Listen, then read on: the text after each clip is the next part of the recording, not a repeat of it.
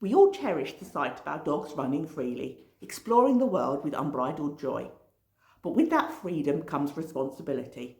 Recall isn't just about convenience. It's about ensuring our dog's safety and the safety of those around them. One lapse in recall can lead to irreversible consequences. The biggest mistake people make with recall training is assuming that just because their dog has some recall, it's good enough. But recall isn't just about convenience, it's about safety. A missed recall at the wrong time can mean your dog is lost, injured, or worse. And that's why we need to talk about how to keep them safe while training a recall properly. Before considering letting your dog off the lead, it's crucial to assess the environment thoroughly. Are there any potential hazards? Busy roads, other dogs, children playing, or bodies of water like river and lakes can pose significant risks. I once knew a dog that tragically drowned after falling into a river. Such incidents underscore the importance of vigilance. If there's any doubt about the safety of the environment or your dog's ability to recall and miss distractions, it's far better to keep them on a lead or long line than risk losing their life. A long line offers a balance between freedom and control, allowing your dog to explore while ensuring their safety. However, its proper use is essential. The material of the line matters. Some are made from cotton, some from nylon, some from biothane.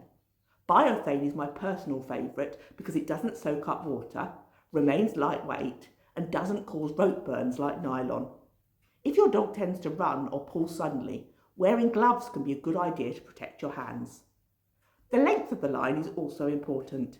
Some people think longer is better, but an excessively long line can get tangled and become difficult to manage. I wouldn't use more than a 10-metre line, and for most dogs, 5 metres is plenty. The long line should always be attached to a well-fitted harness, never a collar. If your dog runs to the end of the long line at speed, a sudden stop can cause serious damage to their neck. A harness spreads the pressure safely across their chest and shoulders.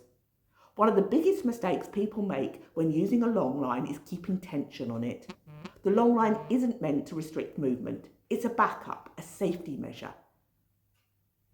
Ideally, there should be no tension on the line at all. Your dog should feel free to move. But if they start making a poor choice, you have that safety net in place to step in before they run into danger. Before unclipping a lead, take a moment to survey your surroundings. Are there distractions your dog could struggle with? Are there off-lead dogs nearby? Could there be wildlife hiding nearby? If you're in the woods, you might have pheasants, rabbits, or deer. In a busy park, there could be picnics, children playing, or joggers passing through. If you know your dog struggles in these situations, don't take the risk. Keep the long line on and work on their engagement with you. There are some situations where even if your dog has a perfect recall, they should always be on a lead. Livestock is one of those. In the UK, the law is very clear. If your dog is caught chasing livestock, a farmer has the legal right to shoot them. It's not an empty threat. It happens. Even if your dog wouldn't harm the animals, the stress alone can cause serious issues, particularly with pregnant ewes. The safest thing to do is to keep your dog on a lead when anywhere near livestock. Wildlife can also be dangerous.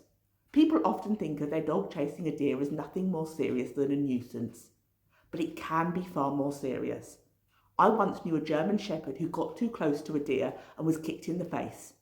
The force of the kick broke the dog's jaw. Even if your dog isn't hurt in the moment, chasing wildlife can lead them deep into the woods, far from you, exhausted and disorientated. If your dog has any history of chasing, keep them on a lead in these areas is the best way to keep them safe. Then there's the issue of people. Not everybody is comfortable around dogs, and under UK law, even a friendly dog running up to someone can be considered a problem. Under the Dangerous Dogs Act, a dog doesn't have to bite someone to be classed as out of control. If someone feels unsafe or intimidated by a dog running towards them, the owner could face serious consequences. Some areas also have public space protection orders, which require dogs to be on leads in certain spaces. If you're unsure whether an area has restrictions, check for signs or look it up beforehand. If you're walking near a road, the safest option is to always have your dog on a lead, no matter how good their recall. The Highway Code recommends keeping dogs on a short lead when walking on pavements, near roads, or in areas shared with cyclists and horses. It only takes one unexpected moment, a loud noise, sudden movement, to cause a dog to bolt, and that's not a risk worth taking. For those of you who want to give your dog the freedom without the risk, enclosed dog fields are a great option. These fenced-off areas provide a safe space to practice recall, allowing your dog to run off-lead without the worry of roads, livestock, or other distractions. However, even in a secure field, it's still important to make sure your dog doesn't get into the habit of ignoring you. If they learn they don't have to listen in an enclosed space, that behaviour will carry over into other environments. Use the time wisely, play recall games, reinforce engagement, and make sure they're still checking in with you. Safety should always come before freedom. If your dog's recall isn't reliable, if there are risks in the environment, or if you have any doubt at all, keep them on a lead or a long line. It's not about restricting their fun, it's about ensuring they're around to enjoy many more adventures with you.